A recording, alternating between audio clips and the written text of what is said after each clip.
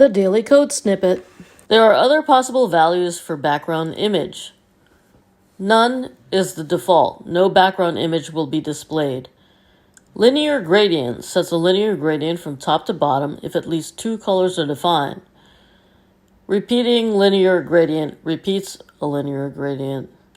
Radial gradient sets a radial gradient from the center out if at least two colors are defined. Repeating radial gradient repeats a radial gradient. We will go through some examples that show you how to use this code. Here is the HTML. In each section, we have a div with a unique ID attribute, so we can target that div with CSS to demonstrate different gradient options. First, we will look at a linear gradient with two colors. In each of our examples, the height of our gradient will be 500 pixels. We also set a background color as a default. If for some reason the linear gradient code is not recognized by the browser. In this case, we have set the background color to be a light gray. Now our background image is set to linear gradient, with the top color being blue and the lower color being gray. And the background will transition between the two colors. Next, we will look at a linear gradient with three colors.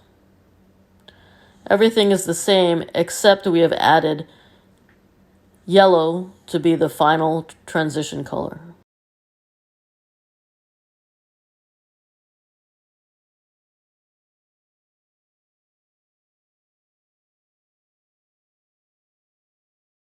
Next, we will repeat the linear gradient.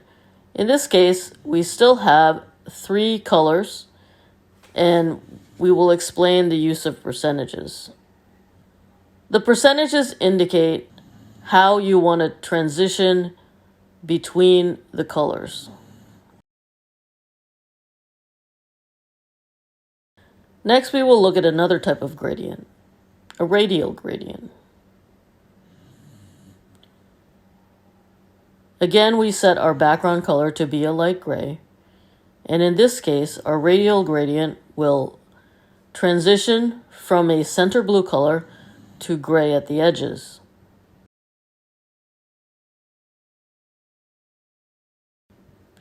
Next, we will add a third color to our radial gradient. In this case, the final color at the edges will be yellow.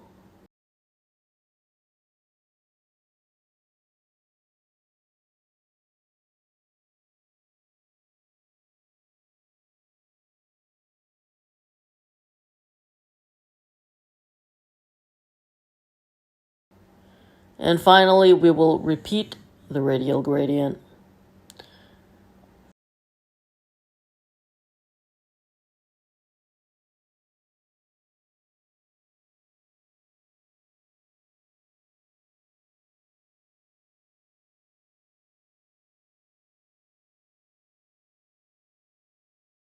The addition of the percentages specifies the color stop points along the gradient. It is a way to customize the transition. If no position is declared, the default is to be placed halfway between the one that precedes and the one that follows. Presented by Designers Learn Code.